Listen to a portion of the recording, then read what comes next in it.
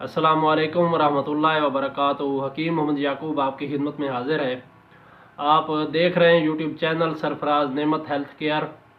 आज का जो मेरा मौजू है वो अक्सर लोगों की ये गलत फहमी होती है कि जब हम खाली पेट होते हैं तो उस वक्त जो इंतशार और टाइमिंग होती है वो ज़्यादा होती है। तो इसके बारे में मैं इंशाल्लाह आज बात करूँगा आपके साथ। और कुछ लोगों को वीकनेस होती है, जब मुबाशरत से फ़ारिग होते हैं तो उसके बाद कमज़ोरी सी महसूस होती है, तो उसके लिए आपके साथ एक नुस्खा भी शेयर करूँगा। आप इस वीडियो को आखिर तक देखें, इंशाल्लाह आपको काफ़ी फ़ायदा होगा। और ज़बरदस्त मालूमाती वीडियो है, आप इसको सुन सकते हैं और आप इसको मुकम्मल वॉच कर सकते हैं। तो जो मुबाशरत का हकीकी जो मकसद है वो तो है नस्ल इंसानी का कायम रहना। नस्ल इंसानी को कायम रखने के लिए इसका जो हकीकी मकसद है, जिसको ज़रूरत के वक्त ही अमल में लाना चाहिए। खुदावंद ताला ने मर्द और औरत के दरमियान जो जज्बा मोहब्बत पैदा किया है, इसको इसी फ़ेल मुबाशरत से कायम रखा जा सकता है।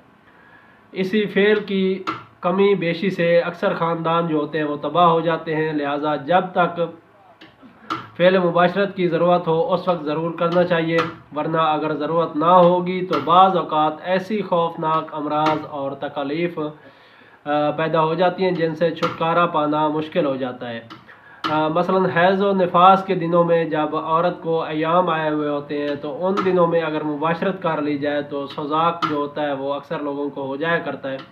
औरतों को रहम के अंदर सोजिश हो जाती है, उनके जो खुशियत और रहम है उनके अंदर सोजिश हो जाती है। और इसके अलावा जो बाज़ारी औरतें हैं उनसे अगर मुबाशरत की जाएगी तो अक्सर जो आतशिक का मर्ज़ है वो हो जाया करता है। लिहाजा फ़ेल मुबाशरत की अदायगी के लिए कुछ बातें मैं आपके सामने रखने जा रहा हूँ। उनके ऊपर आप अमल करेंगे तो इंशाल्लाह आपको काफ़ी फ़ायदा होगा। आप ये देखें कि खाली पेट अगर खाली पेट है आपका तो उस वक्त आप मुबाशरत ना करें। और पेट भरा हुआ है यानी कि खाना खाया है, थोड़ी देर ही हुई है, तो उस वक्त भी मुबाशरत ना की जाए। अगर खाली पेट हो तो फिर भी ना की जाए, और अगर अभी थोड़ी देर में ही खाना खाया है और अभी फारिग हुए हैं तो खाना खा के उसके बाद भी आप मुबाशरत ना करें। अगर इतनी जल्दी करेंगे तो ये भी आपके पेट के लिए, आपके जिस्म के लिए नुकसान का बायस होगा। और इसके अलावा अगर आप बीमार हैं, बीमारी की हालत में हैं, तो उस वक्त भी मुबाशरत से परहेज़ करना चाहिए, क्योंकि पहले जिस्म जो होता है वो बीमारी से लड़ रहा होता है।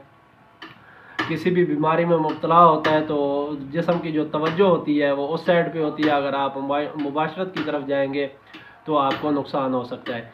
जिस्म में अगर किसी कैफियत की ज़्यादती हो तो उस वक्त भी मुबाशरत से परहेज़ किया जाए। यानी कि अगर आपके पास आपके जिस्म में आसाबी मिजाज है, ज़्यादातर आपका जो मिजाज है आसाबी है या उज़लाती है या फिर गुद्दी है, तो अगर आपकी किसी एक खिल्त की ज़्यादती है जिस्म के अंदर तो आपको उस साइड पे आपको नुकसान होगा। अगर आपकी आसाबी यानी कि मिजाज है तो आपका जो इंतशार है वो भी नहीं होगा और आपके जो टाइमिंग है वो भी बिल्कुल नहीं होगी। और इसी तरह अगर आपका उज़लाती आसाबी मिजाज है तो उस वक्त भी आपकी जो इंतशार है वो ढीला ढाला सा होगा और जो बांधा मनविया है वो भी पतला होगा।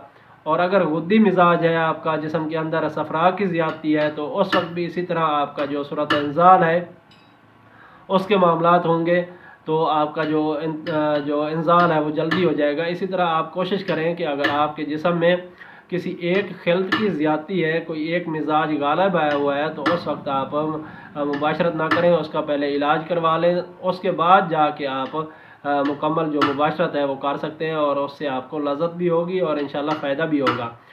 और इसके अलावा हैज़ और निफास की अगर अयाम हो तो उस वक्त भी मुबाशरत ना की जाए, क्योंकि जैसा कि मैं आपके सामने रख चुका हूँ कि इंसान को, जो मर्द है उसको भी सोजाक का ख़तरा हो सकता है, और जो औरत है उसके जो रहम के अंदर है वो सोजिश हो जाती है। जो उसकी नालियाँ होती हैं, काज़फ़ नालियाँ होती हैं, उसमें सोजिश हो जाती है और उसको काफ़ी ज़्यादा मसाइल होते हैं।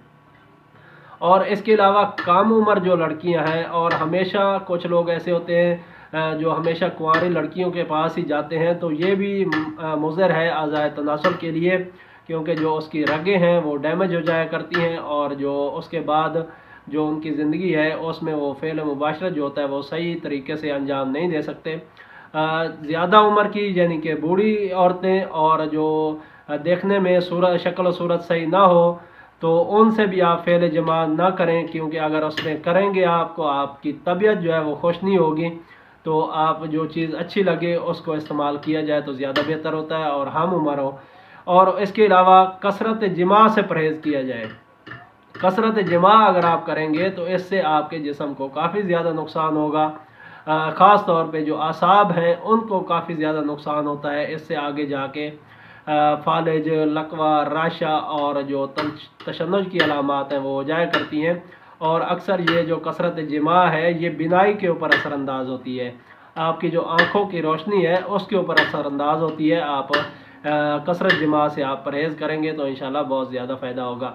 अगर फ़ेल जिमा के बाद आपको थकन महसूस होती है, सुस्ती महसूस होती है और कमज़ोरी हो जाती है, आप जब फ़ेल जिमा से फ़ारिग होते हैं तो आपको चक्कर से आ जाते हैं, तो ये जान लें कि आपका जो मुबाशरत के लिए जो एक आपने मुबाशरत की है वो ज़रूरत के मुताबिक नहीं थी।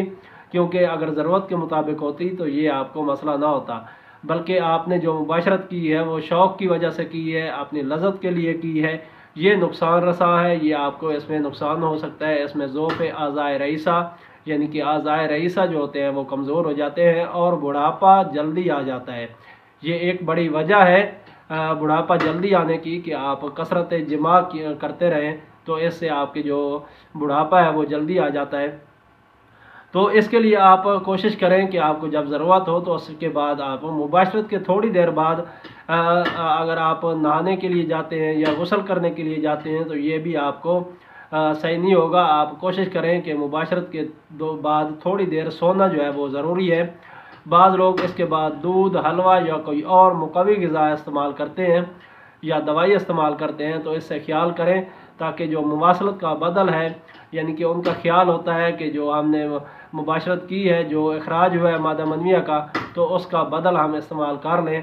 हालांकि ये जो आदत है ये बजाय फ़ायदा के ये नुकसानदेह है, क्योंकि इस वक्त दौरान खून जो होता है वो तेज़ होता है, दौरान खून तेज़ होता है और वो दूर दूर से अपने जो फजलात हैं यानी कि मादा मनविया है उसको खारिज कर रहा होता है। और ऐसे वक्त पर अगर खाने से इनका एक तरफ अखराज खून रुक जाता है और दूसरी तरफ जो तबीयत है वो भी खाई हुई चीज़ की तरफ तवज्जो नहीं दे सकती। इस तरह इसमें ग़िज़ाई जो फसाद है वो हो जाता है, यानी कि जो मवाद रुक जाता है जिस्म के अंदर, आपकी जो ग़िज़ा है वो हज़म सही नहीं हो पाती और उससे आपको बजाय फ़ायदा के नुकसान होता है। तो कम से कम 1.5 घंटा बाद जब आपका बदन जो है वो एतदाल पर आ जाए, जिस्म की जो हरारत है वो एतदाल पर, आपकी धड़कन जो है वो एतदाल पर आ जाए, तो उसके बाद सबसे पहले गुस्ल करें। गुस्ल करने के बाद आप जो भी खाएं आप इस्तेमाल कर सकते हैं। तकरीबन मुबाशरत से 1-1.5 घंटे बाद आप इस्तेमाल करें। तो मैं आपके सामने एक नुस्खा भी रखने जा रहा हूं, तो आप इस नुस्खे को भी इस्तेमाल कर सकते हैं। ये आपको मार्केट से माजून मिलती है, माजून फ़लास्फ़ा के नाम से, माजून फ़लास्फ़ा। तो ये आप लेके रख लें।